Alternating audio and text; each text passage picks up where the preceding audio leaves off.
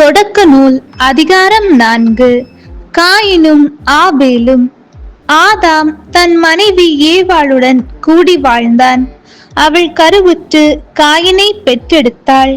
அவள், ஆண்டவர் அருளால் ஆண்மகன் ஒருவனை நான் பெற்றுள்ளேன் என்றாள். பின்பு அவள் அவன் சகோதரன் ஆபேலை பெற்றெடுத்தாள். ஆபேல் ஆடு மேய்ப்பவன் ஆனான். காயின் நிலத்தை பண்படுத்துபவன் ஆனான். சில நாள்கள் சென்றன.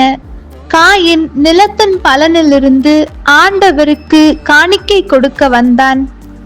ஆபேலும் தன் மந்தையிலிருந்து கொழுத்த தலையீறுகளை கொண்டு வந்தான். ஆண்டவர் ஆபேலையும் அவன் காணிக்கையையும் கனிவுடன் கண்ணோக்கினார். ஆனால் காயினையும் அவன் காணிக்கையையும் அவர் கனிவுடன் கண்ணோக்கவில்லை. ஆகவே காயின் கடும் சினமுற்றான். அவன் முகம் வாடியது. ஆகவே ஆண்டவர் காயினிடம், நீ ஏன் சினமுற்றிருக்கிறாய்? உன் முகம் வாடியிருப்பது ஏன்? நீ நல்லது செய்தால் உயர்வடைவாய் அல்லவா? நீ நல்லது செய்யாவிட்டால் பாவம் உன்மேல் வேட்கை கொண்டு உன் வாயிலில் படுத்திருக்கும். நீ அதை அடக்கி ஆள வேண்டும் என்றார். காயின் தன் சகோதரன் ஆபேலிடம், நாம் வயல்வெளிக்கு போவோம் என்றான். அவர்கள் வெளியில் இருந்த பொழுது காயின் தன் சகோதரன் ஆபேலின் மேல் பாய்ந்து அவனை கொன்றான். ஆண்டவர் காயினிடம், உன் சகோதரன் ஆபேல் எங்கே என்று கேட்டார். அதற்கு அவன், எனக்கு தெரியாது, நான் என்ன என் சகோதரனுக்கு காவலாளியோ என்றான். அதற்கு ஆண்டவர், நீ என்ன செய்துவிட்டாய்? உன் சகோதரன் இரத்தத்தின் குரல் மண்ணிலிருந்து என்னை நோக்கி கதறிக்கொண்டிருக்கிறது.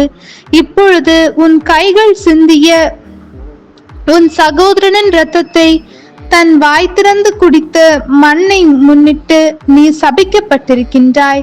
நீ மண்ணில் பயிரிடும் பொழுது அது இனிமேல் உனக்கு பலன் தராது. மண்ணுலகில் நீ நாடோடியாக அலைந்து திரிவாய் என்றார்.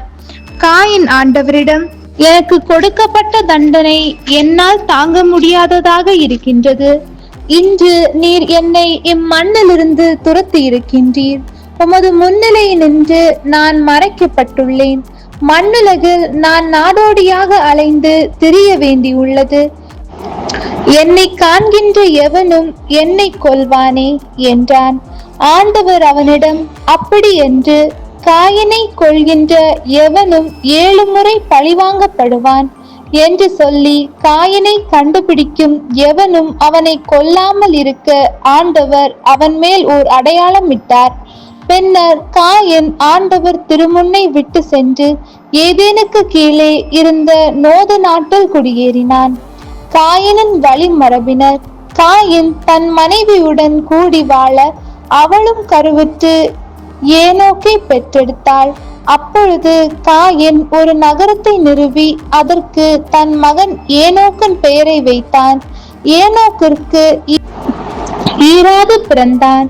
ஈராதுக்கு மெகுயாவேல் பிறந்தான். மெகுயாவேலுக்கு மெத்துசாவேல் பிறந்தான். மெத்துசாவேலுக்கு லாமேக்கு பிறந்தான். லாமேக்கு 2 பெண்களை மணந்து கொண்டான்.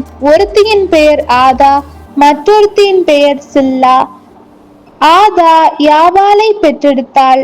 இவன்தான் ஆடு மாடு மேய்த்து கூடாரத்தில் வாழும் மக்களின் தந்தை. அவன் சகோதரன் பெயர் யூபால். இவன்தான் யாழ் மீட்டுவோர், குழல் ஊதுவோர் ஆகியோர் அனைவரும் தந்தை. சுல்லா தோபால் காயினை பெற்றெடுத்தாள். இவன் வெண்கலத்தாலும் இரும்பாலும் எல்லா விதமான கருவிகள் செய்யும் கொல்லன் ஆனான். தூபால் காயினுக்கு நாகம்மா என்ற சகோதரி இருந்தாள். லாமேக்கு தன் மனைவியரிடம், ஆதா, சில்லா, நான் சொல்வதை கவனியுங்கள். லாமேக்கின் மனைவியரே, என் சொல்லுக்கு செவி கொடுங்கள். என்னை காயப்படுத்தியதற்காக ஒருவனை நான் கொன்று விட்டேன். என்னை அடித்ததற்காக அந்த இளைஞனை நான் கொன்றேன். காயினுக்காக 7 முறை பழிவாங்கப்பட்டால் லாமேக்குக்காக 77 முறை பழிவாங்கப்படும் என்றான். ஆதாம் மீண்டும் தன் மனைவியுடன் கூடி வாழ அவளும் மகன் ஒருவனை பெற்று அவனுக்கு சேத்து என்று பெயரிட்டார். காயின் ஆபேலை கொன்றதால் அவனுடைய இடத்தில் இன்னொருவனை கடவுள் வைத்தருளினார் என்றாள். சேத்துக்கும் மகனொருவன் பிறந்தான். அவனுக்கு அவன் ஏனோசு என்று பெயரிட்டான்.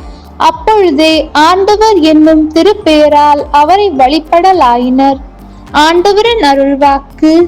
இறைவா உமக்கு நன்றி.